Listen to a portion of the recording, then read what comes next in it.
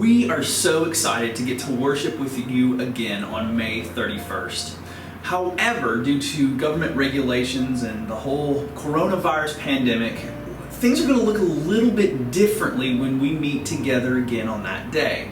And so we want to let you know a little bit about what you can expect when you come back to church here at Meadowdale. Now, one thing to keep in mind is that due to the regulations, it's going to take a little bit longer than normal to get in the door and get seated.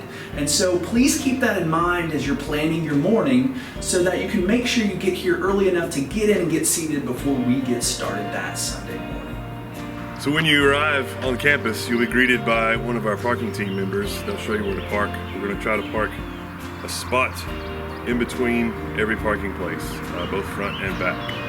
We are so excited to be worshiping with you again, but we want to make sure we're doing that in the safest way possible. So make sure that you're listening to those guest services team members as they're guiding you through this process. Once you get to our sanctuary doors, they're going to hold you here for a second. They're going to walk you in one at a time so that way we can find the seats and be spaced out in a very safe way.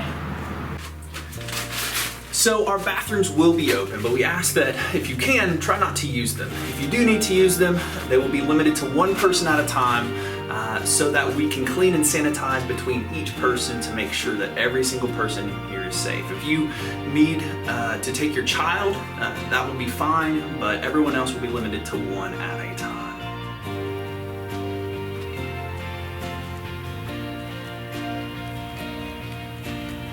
As you enter the building, a guest services member will escort you and your family to a seat that we have just for you. And don't worry, we have spaced everything out so that we can worship God safely together.